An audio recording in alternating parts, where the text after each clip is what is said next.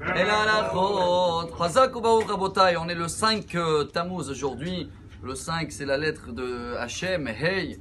Et pour avoir aujourd'hui, pas seulement le nom de Dieu avec nous, surtout aussi avec les enfants.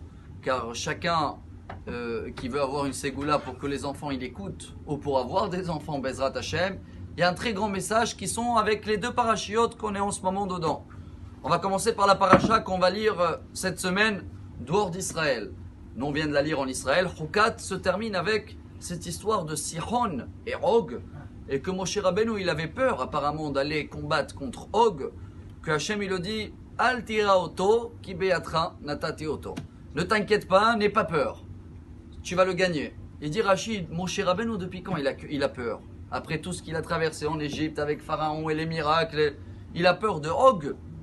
Rachid amène cette raison que Og était déjà depuis l'époque d'Abraham. Il est venu l'annoncer à Abraham que Lot a été kidnappé. Et Moshe il a eu peur qu'il a un mérite.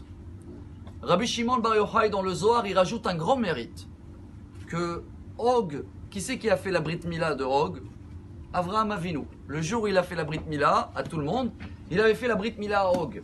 Et Moshe Rabbeinu il a eu peur que ce membre-là de la création, comme c'était Abraham, le premier qui a été demandé par Dieu de le faire, il peut faire un mérite qui peut être dangereux pour le peuple d'Israël. Mais Hachem, il a dit, t'inquiète pas, il n'a pas de tsniout du tout. Il n'a pas protégé la brite. Et comme il fait n'importe quoi avec, t'inquiète pas, tu peux y aller. Chers amis, dans notre paracha, qu'on va lire en Israël cette semaine, Balak, il a compris ce message. Il a compris le piège à nous, le peuple juif. Après qu'il n'a pas pu nous maudire avec tout ce qu'il a essayé de faire de sorcellerie, etc., il a trouvé notre point faible. C'est quoi? La tsniout.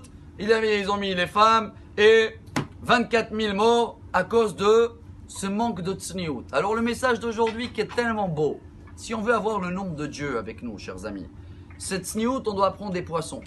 Pas seulement qui sont couverts avec de l'eau. En plus, les poissons cachers, c'est ceux-là qui sont habillés. C'est ceux-là qui ont des écailles.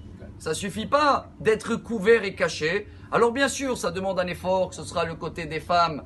C'est une période, on va dire, c'est chaud dehors, bien sûr.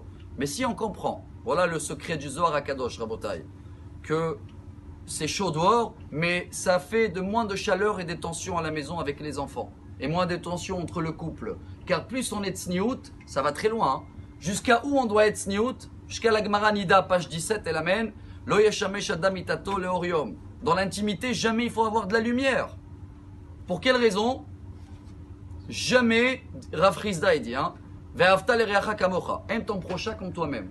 Ça veut dire quoi? Jamais trouver un défaut, un chez l'autre. Et de garder ce désir-là jusqu'à 120 ans. Et ça, on termine avec, ça influence les enfants à tel point que le Shulchan Aruch, dans le Siman 240, il amène ça comme une halakha. Ce sera dans l'intimité, le noir absolu, une tsniout, que ce sera dans la rue, comme on est habillé. Et ça, Rabotai, Akadosh Baruch Hu, il nous dit dans ces deux parachiotes, ça nous amène une protection et que les enfants aussi, ils seront dans notre chemin et que Bezrat Hashem, on va tous apprendre ça comme les poissons et comme ça aussi, on va avoir une multiplication dans tous les domaines et même dans la parnassa. Je glisse sur les 3 minutes.